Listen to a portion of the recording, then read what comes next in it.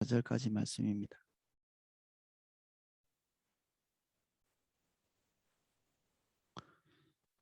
잠언 18장 19절에서 24절까지 말씀을 제가 읽어보겠습니다.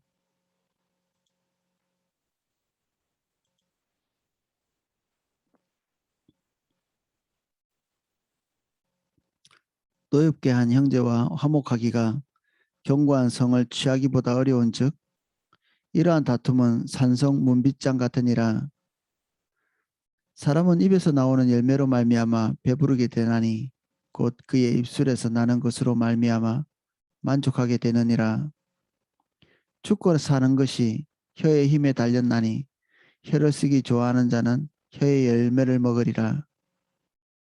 아내를 얻는 자는 복을 얻고 여호와께 은총을 받는 자니라. 가난한 자는 간절한 말로 구하여도 부자는 엄한 말로 대답하느니라.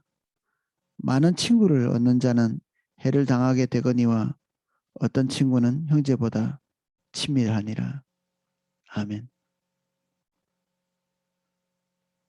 한 절씩 내용을 보겠습니다. 노엽게 한 형제와 화목하기가 견고한 성을 취하기보다 어려운즉 이러한 다툼은 산성 문빗장 같으니라. 관계가 나빠진 형제, 이 본래 의미를 보자면 그 혈육을 얘기하죠. 이 혈육 안에서 관계가 나빠져서 다툼을 이제 이 다툼은 그 재판장 앞에서의 그 다툼입니다. 서로 소송하고 그리고 고발하고 이게 법적 문제까지 이렇게 된 거죠. 이게 이제 제일 나쁜 것 중에 하나인데 이게 감정이 한번 상하게 되면 이 작은 문제가 이 법정 다툼까지 갈 수 있는 사람이 참 이렇게 희한한 게 1억을 그냥 줄 수는 있는데 100만 원을 그냥 빼앗기는 것은 이제 용서 못하는 이게 말 한마디가 천냥빚을 갚는다고 그 앞에서 우리가 본 것처럼 다툼이 처음 시작될 때 그것을 끌 수 있는 용기 그리고 자기의 그 시시비비를 가리는 그, 그 상황으로 미끄러져 들어가기 직전에 자기를 제어하고 제동하고 그리고 형제와의 관계도 그 이득이 이렇게 끼게 되면 신경이 이렇게 날카로워질 수 있죠. 저도 아버님 돌아가시고 동생들하고 이렇게 뭐 많은 재산은 아닌데 조금 있는 그 재산 때문에 아버님 돌아가시고 장례가 끝나고 마음이 기묘한 이렇게 마음이 이렇게 있더라고요. 또 뭐 얼마 안 되기 때문에 완전히 한 사람이 포기할 수도 있지만 또 한 면에서는 또 우리가 일상에서 잘 만질 수 없는 우리가 뭐 1년에 100만 원 저금하는 것도 쉽지 않을 수도 있죠. 근데 이러한 것들이 그 분쟁의 씨가 되기 전에 저희 형제들은 잘 껐거든요. 이게 감정적으로 치닫지 않도록. 그리고 모든 사람이 공정하게 되려면 가장 이득을 많이 볼 수 있는 사람이 그 이득을 포기하는 것. 제가 장남이니까 이득을 많이 봐도 될 만한 상황인데 그런 것들 단념하고 똑같이 분배하는 이게 법이 지금 정하고 있는 것인데 그래서 형제를 잃지 않는 것이 훨씬 더 하나님 중심적인 가치죠. 그들이 특히 주님을 잘 모르고 그 주님과의 관계가 멀다면 근데 우리는 또 선교를 위해서나 교회 헌금은 또 많이 하거든요. 근데 형제들끼리의 이권은 조금이라도 이렇게 후퇴를 하면 이렇게 마음이 상하는 이게 그 물질 자체가 우리를 어떻게 지배하느냐에 따라서 때로는 큰 돈인데도 그냥 쉽게 흘러가 버릴 때가 있고, 작은 돈인데도 사람 목숨이 왔다 갔다 할 때도 있고, 이 문제가 뭐 시시비비를 가려야 될 만큼이라면 어떤 권리에 대한 문제일 가능성이 많겠죠. 가장 많이 혜택을 볼 수 있는 사람이 포기하고 단념하지 않으면 그 아래에서 혜택을 보는 사람들은 감정이 크게 상할 수밖에 없겠죠.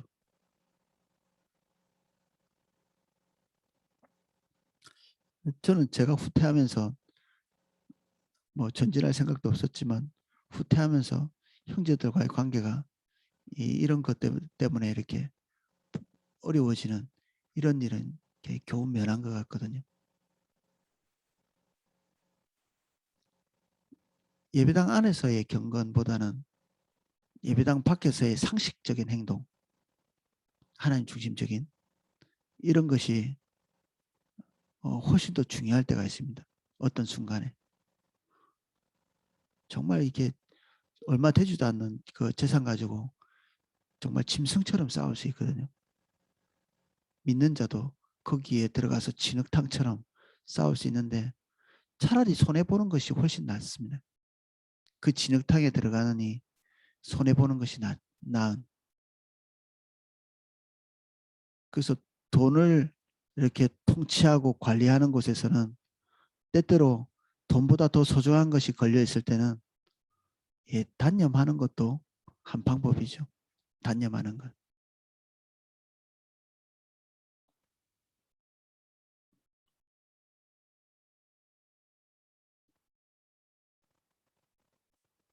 사람은 입에서 나오는 열매로 말미암아 배부르게 되나니 그 입술에서 나는 것으로 말미암아 만족하게 되느니라. 천냥빚을 갚는다는 것처럼 이것은 긍정적인 요소죠. 말의 아름다움 그리고 진심 어린 말 이러한 것이 때로는 쓰게 우리 삶에 오기도 하지만 지금 여기에 있는 것은 긍정적인 표현인데 좋은 열매로서 우리에게 올 수 있다. 그래서 우리 마음에 뜨겁게 불타오를 때 그럴 때 정말 조심해야 됩니다. 마음이 말하기 전에 한 박자 기다리는 입에서 어떤 단어를 낼 때 기다리는 저도 낭패를 많이 하면서 배워가고 있는데 섣불리 말하는 것 눈에 보이는 대로 판단하는 것 귀에 들린 대로 우리의 마음에 결정한 대로 이렇게 말하는 것 이거 보류하고 하나님께 되묻고 그리고 하나님께서 하나님의 관점의 것을 보여주시기 전까지 우리의 관점은 일단은 하나님의 것이 아닙니다. 우리가 최선을 다해서 판단한 것 어떤 사람이든 상황이든 반복해서 우리 계속 살펴보고 있죠. 우리가 가지고 있는 생각과 결론은 하나님의 것이 아닙니다. 우리가 산출해낸 최선의 결과들도 하나님의 것이 아닙니다. 하나님의 생각은 사람의 생각과 다르되 하늘이 땅에서 높은 것 같이 높다고 말씀하셨습니다. 우리의 최선을 하나님의 것이라고 이렇게 얘기해서는 안 됩니다. 그래서 하나님의 생각이 우리에게 내려와서 우리를 통치하실 때까지 기다림의 시간이 필요합니다. 우리 자신을 기다려야 되고 그리고 언어가 우리 입에서 나가는 것을 통제해야 됩니다.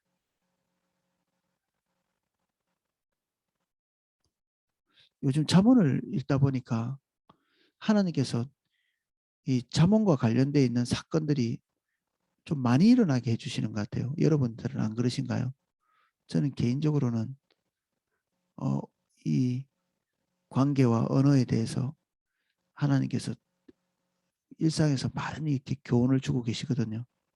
어떤 사람에 대해서 부정적 평가를 한 것 이것이 확 뒤집어지기도 하고 어떤 사람에 대해서 긍정적인 마음의 평가를 하고 있었는데 또 의외의 것을 발견하게 되기도 하고, 어떤 상황이 절벽 같았는데 그냥 눈같이 녹아질 때도 있고, 형통한 것 같았는데 그 안에 난감한 문제들이 또 사리고 있다든지,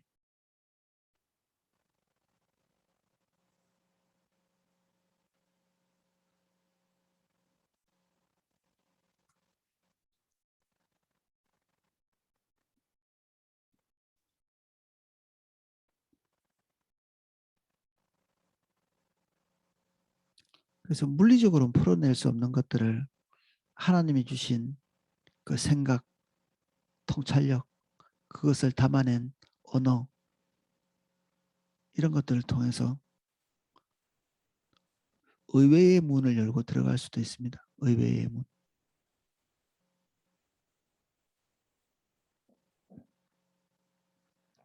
죽고 사는 것이 혀의 힘에 달렸나니 혀를 쓰기 좋아하는 자는 혀의 열매를 먹으리라.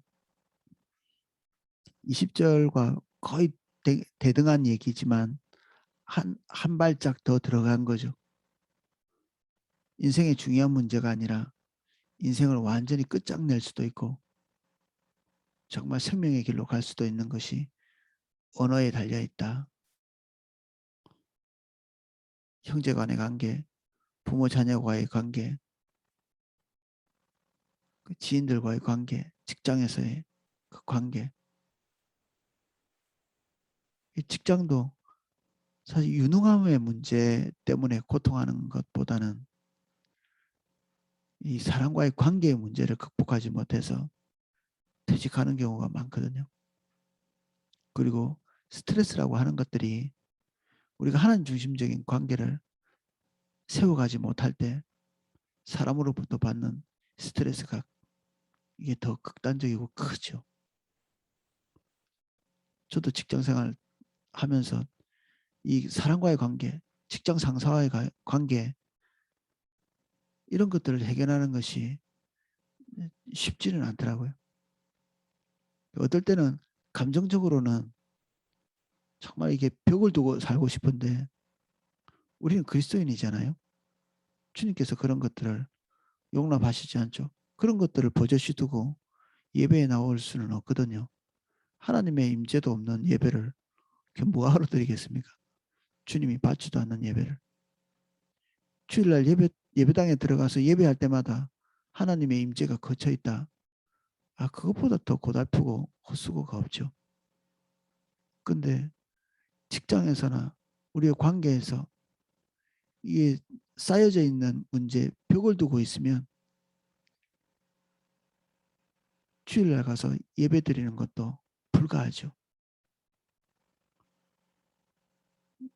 그래서 일주일에 6일의 그 삶의 패턴과 이 주일날 하나님 앞에서 서 있는 이 패턴이 절대로 나눌 수가 없습니다.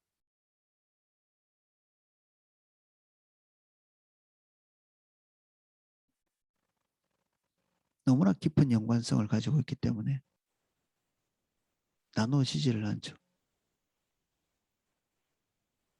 이게 가능하다. 가능하지 않습니다. 가능하지 않습니다. 절대로 가능하지 않습니다.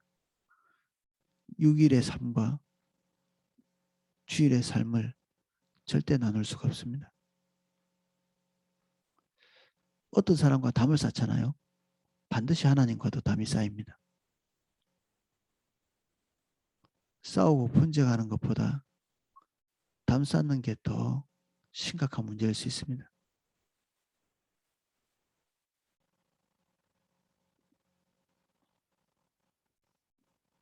아내를 얻는 자는 복을 얻고 여호와께 은총을 받는 자니라.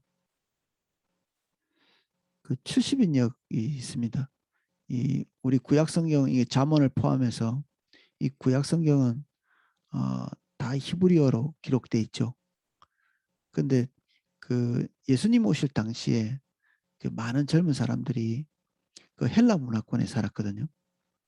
그러니까 당연히 이렇게 헬라어에는 익숙한데 이 히브리어에는 익숙하지 않은 사람들이 많았겠죠. 그리고 이 시점에 하나님의 섭리에 의해서 이 구약 성경을 헬라어로 번역하는 작업들을 할 수가 있었습니다. 이걸 우리가 70인이 번역했다고 해서 70인역 이렇게 부릅니다. 히브리어를 헬라어로 번역하는. 네, 그것을 번역하는 그 과정에서 여기 아내를 얻는 자를 좋은 아내를 얻는 자 이렇게 바꿔놨습니다. 이제 우리가 뭐 상식적으로 그렇게 번역할 수도 있겠죠. 뒤에 결과가 좋기 때문에. 근데 원래는 좋은 아내라는 말은 없습니다. 그냥 아내지. 이 여성을 얻는 자. 그러니까 뭐 누가 어떤 가수가 좋은 남편은 없다고 나한테 맞는 사람만 있다고 뭐 그런 얘기도 한 적이 있는데 그러니까 아내 자체가 여기에는 아내 자체가 뒤에 보면 은총이라고 얘기했는데 이게 상이라는 뜻이기도 하거든요. 하나님께로부터 받는 것이 상인데 뭔가 잘한 것이 있을 때 상을 받는 거잖아요. 그래서 상으로 그냥 번역하지 않고 그냥 은총이라고 이렇게 얘기한 겁니다. 하나님의 은총. 우리가 뭔가를 잘해서 좋은 아내를 획득한 게 아니고 여호와께서 그냥 주신 것입니다. 그래서 이런 구절 때문에 그런지 랍비들은 아내에 대해서 남자들이 평생에 이렇게 하나님 앞에서 선을 행해야 될 그 선에 대한 값으로 아내를 주셨다. 그런 그 얘기를 해놓기도 했습니다. 랍비들이.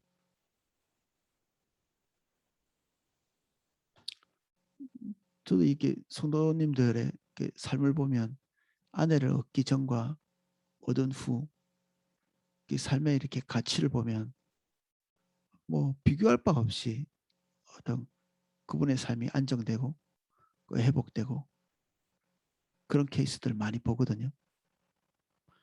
혼자 살 때 이룩하지 못할 그런 명예, 지위 그리고 안정 이런 것들이 아내가 있기에 회복되는 거죠. 부부는 참 이게 신비로운 것이 하나만 있을 때는 거의 뭐 어떤 가치를 발견하기 어려운 불쌍한 사람이죠. 근데 부부가 이렇게 연합되어 있을 때 한 사람 한 사람이 가지고 있는 가치가 하나하나라면 둘이 돼야 되는데 1 플러스 1인데 그 사람 그 부부가 가지고 있는 그 가치는 1, 2로는 표현할 수 없는 하나하나가 세울 수 없는 그런 가치를 만들어갈 수 있죠. 원래 가치는 이런 것입니다. 그냥 자연스러운 것이에요. 이런 것이. 말로 다 할 수 없이 아름답고 영광스럽고 아름다운 그리고 귀한 방향으로 나가게 되는 이게 잘못될 가능성이 조금도 없습니다. 왜냐하면 하나님께서 설계하셨기 때문에 그렇습니다. 하나님께서. 근데 놀랍게도 사단이 여기에서 하나님께서 말씀하신 것들을 훼손시키면서 이 아름다운 이 관계 안에 구멍을 뚫기 시작하고 사단의 메시지가 들어오기 시작하고 그때가 되면 이 놀랍고 아름답고 신비로운 이 관계가 정말 우리가 늘 흔하게 보는 그런 문제 많은 것 같은 그리고 하나된 자체가 불가능한 것 같은 가정이 그다지 이렇게 행복하지 않은 그래서 도리어 행복한 가정이 이상한 영광스러운 가정이 굉장히 희귀한 샘플같이 그리고 도달하기 어려운 목표처럼 이렇게 생각하지만 우리가 주님 안에 있고 우리가 주님의 아젠다가 가정 안에 들어와 있을 때 이런 것들은 저절로 되는 것이죠. 거의 저절로. 가정의 회복을 위해서 이런 것을 배우고 학교도 가고 뭐 이렇게 해야 된다 저렇게 해야 된다 이런 것을 배워야 될 만큼 우리는 이미 우리 몸속에 비진리가 익숙해져 있습니다. 하나님의 성품, 하나님의 말씀이 우리 안에 녹아있지 않고 이 머릿속에서만 맴돌고 있는 머릿속에 그것이 체화되어 있지 않은 예배당에서 많이 듣지만 그것을 별달리 좋아하지 않는 그래서 하나님의 말씀을 듣고 행하기를 원래는 굉장히 엔조이 해야 됩니다. 즐거워하는 하나님을 즐거워하는 그래서 뭔가 규정을 지키고 그 실행에 옮기고 하는 이런 그 딱딱한 구조가 아니라 아주 이렇게 부드럽고 그리고 따뜻한 구조로 되어 있습니다. 하나님의 말씀과 우리가 그 말씀을 따라가는 자의 이 관계가 아주 따뜻한 관계입니다. 가정이 하나님이 지으셨으면 그 안에 사랑이 담기고 따뜻함이 담기고 온기가 담기겠죠. 굉장히 자연스러운 일이죠. 우리 안에 비진리가 들어와서 역사하고 있는 것은 무엇인가? 사단의 주 무기가 비진리거든요. 거짓말입니다. 거짓말. 뭔가 잘하려고 노력하는 것보다는 비진리를 하나씩 제거해 나가면서 하나님께서 처음 구상하신 가정의 모습이 나타나게 돼 있죠. 비진리. 행복한 가정 주세요. 뚝 떨어지는 것은 로또에서 부자 되려고 하는 것과 똑같습니다. 하나님께서 세우고자 하시는 그 진리가 훼손되어 있기 때문에 우리 가정 안에 이런 문제도 있고 저런 문제도 있고 그렇거든요. 충만하지 않고. 우리가 하나씩 그 사단이 우리 가정 안에 넣어둔 그 비진리를 하나씩 하나씩 제거해 나가면서 자연스럽게 우리 가정은 하나님께서 기대하셨던 하나님이 설계하신 그 아름다움을 회복해 갈 것입니다.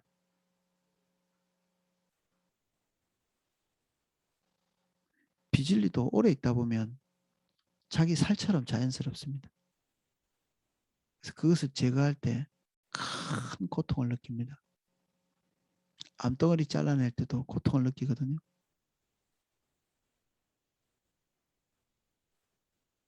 다소간의 용기도 필요합니다. 용기.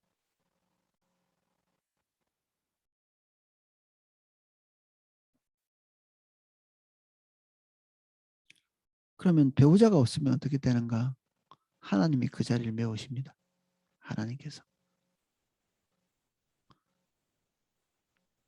그래서 배우자가 없거나 그리고 보호자가 없거나 이런 자들에게 하나님께서 내가 그 자리를 메워주겠다.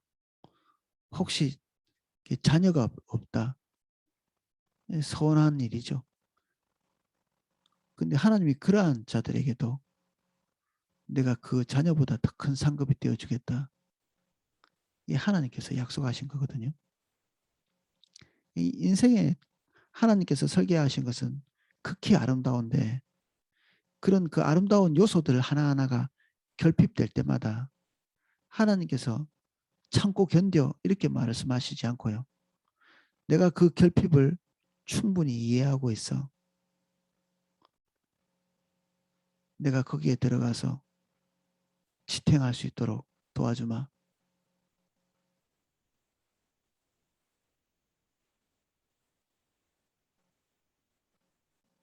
너무 감사하지 않나요? 세상의 위로는 어떤가요?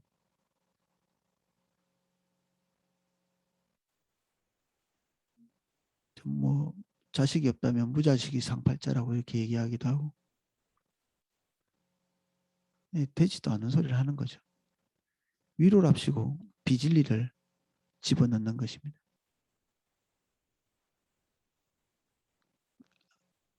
아내나 남편이 없는 것 엄청나게 큰 결손이지만 그 결손에 대해서 하나님께서 대수롭게 여기지는 않으시죠.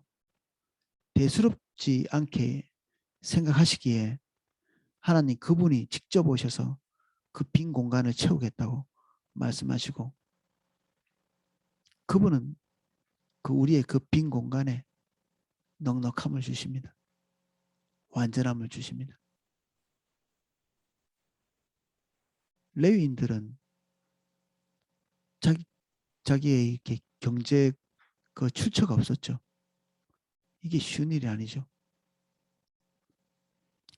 어떤 면에서는 평생 백수로 살아가는 건데 수입이 없이. 근데 하나님께서 그런 표현을 쓰십니다. 내가 너희의 기업이다. 내가 너희의 기업이다. 레위인들의 입장에서는 주님을 떠나는 순간 세상에서 가장 불쌍한 사람이 되는 거죠. 뭐 거지 되는 거죠, 한마디로. 근데 주님께서 말씀하신 그 약속은 우리를 한없이 명예롭게 하죠. 하나님이 우리의 기업이 되다니 이거보다 더 영광스러운 일이 있나요? 그래서 우리의 모든 결핍들 세상에서는 메울 수 있는 방법이 별로 없습니다. 포도주를 즐기지 말라. 이 과부들에게 그런 얘기를 하거든요. 일락을 사랑하는 자, 하루하루 기쁨으로 그 결손을 메우는 자는 살아있으나 죽은 자다.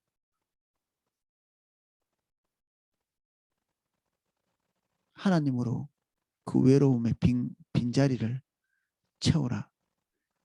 이것이 하나님의 사람 바울의 권면입니다. 얼마든지 되죠. 그 빈자리 하나님이 메우실 수 있습니다.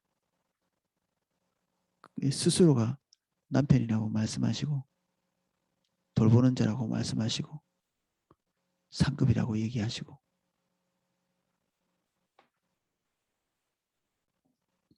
그래서 잠언은 우리 눈에 보이는 하나님이 베푸신 모든 것들에 대해서 아름답다 이렇게 표현하고 있습니다. 동시에 그런 것들이 결손될 수 있는 가능성도 항상 배제하지 못하죠.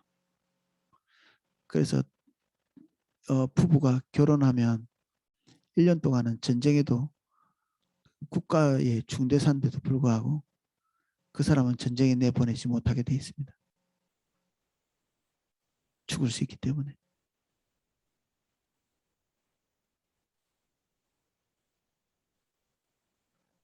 그래서 그리스도인들에게 닥쳐올 수 있는 불행 그리고 하나님을 떠나지 않았음에도 불구하고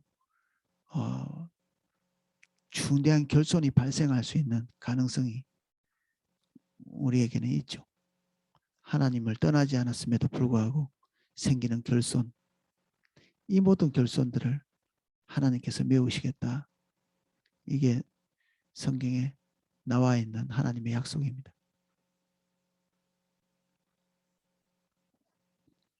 가난한 자는 간절한 말로 구하여도 부자는 엄한 말로 대답하느니라. 아주 이게 냉혹한 관찰이죠. 차가운 관찰. 가난한 자는 이 권력이 없거든요. 지위상 사회적으로 이렇게 낮게 돼 있고 그래서 항상 그 선택의 어떤 그 폭이 좁죠.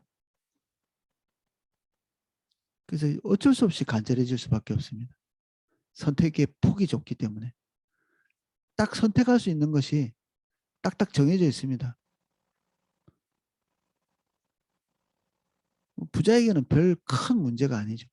어떤 요소들이. 근데 부자들이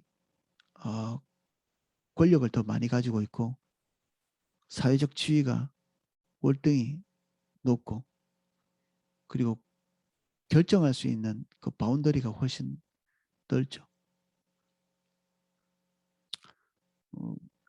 그 제가 어떤 그 TV를 보다가 부자도 높은 데 산대요.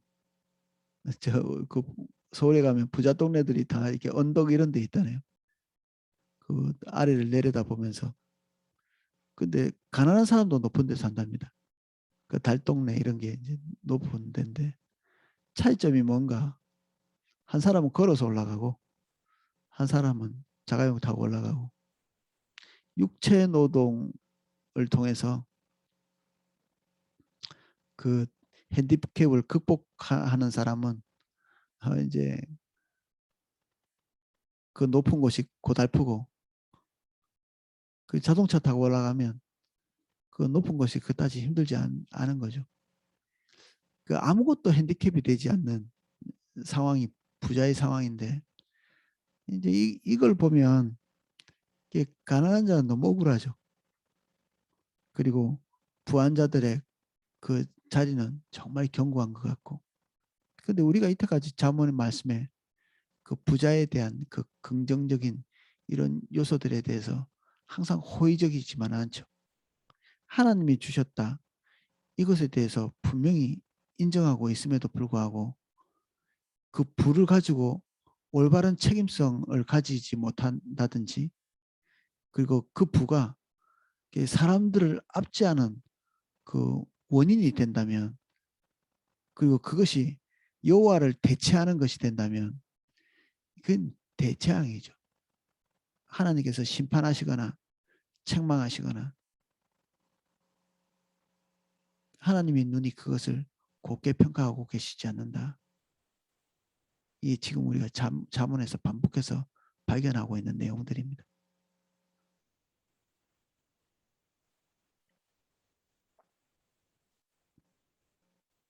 많은 친구를 얻는 자는 해를 당하게 되거니와 어떤 친구는 형제보다 친밀하니라. 친구가 많다는 것은 비판받을 만한 일은 아니죠. 세상에서. 친구가 많다. 대인관계가 좋다. 그리고 받아놓고 쌓아놓은 명함이 많다. 근데 이게 우리의 재산이라고 생각하는 이 대인관계가 재산이라고 생각하시는 분들도 있을 것 같아요. 근데 성경은 그 반대로 얘기하고 있죠. 해가 된다고 얘기합니다. 이게 그들이 우리 주변에 몰려있는 이유가 무엇인가?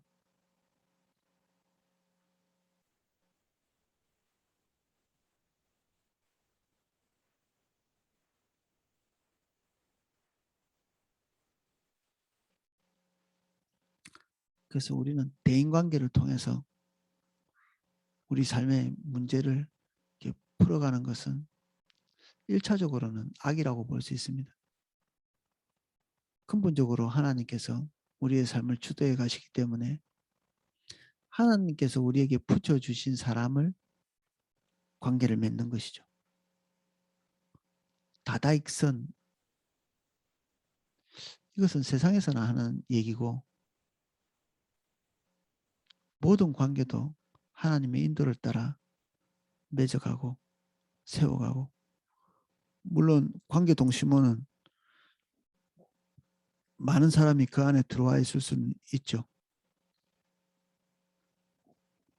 근데 그것이 하나님의 통치 아래 있지 않으면 도리어 그 관계가 재앙이 될 수 있다는 것이 이 성경의 증언입니다.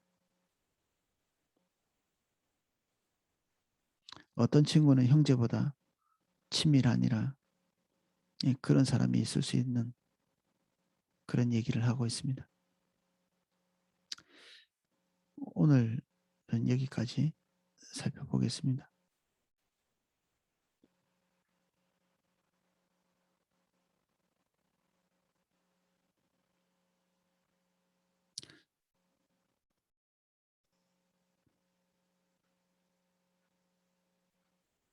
우리의 감정적인 요소가 좌우할 수 없을 만큼 성경은 우리의 일상을 있는 그대로 노출하십니다. 우리는 그곳에서 벗어날 수 없는, 일상과 세속에서 벗어날 수 없는 자들입니다.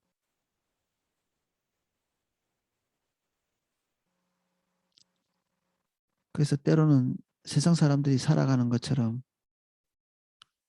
동일한 감정, 동일한 삶의 패턴을 가지고 세상 사람들이 사는 것처럼 그때그때 반응하면서 삽니다.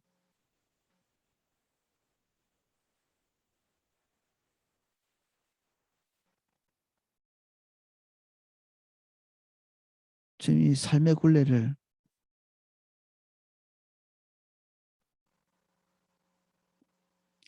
주께 의탁합니다.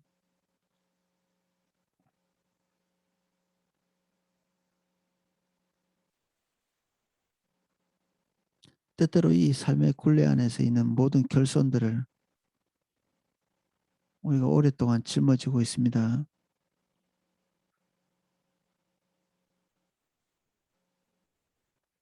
세속의 방법과 결정에 따라서 휘말려 들지 않도록 도와주십시오.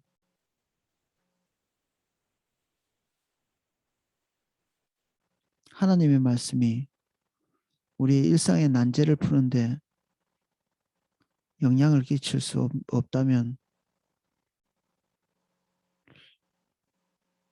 우리가 하나님의 말씀을 듣고 배우는 것이 무익합니다.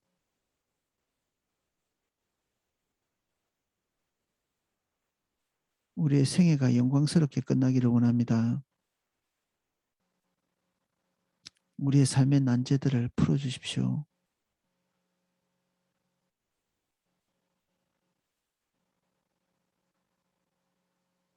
돈의 문제, 관계의 문제, 명예의 문제, 우리 삶의 의미에 대한 문제, 우리가 통제하고 조절할 수 없는 모든 문제에 개입하여 주시고 우리 안에 우리의 삶의 경영을 하나님의 말씀대로 할 수 있는 용기를 허락해 주십시오.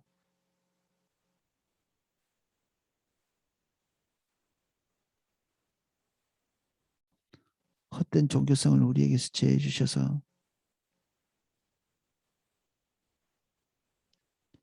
영적인 허세 가운데 있지 않게 하시고 겸손히 주님과 동행할 수 있도록 은혜를 베풀어 주옵소서.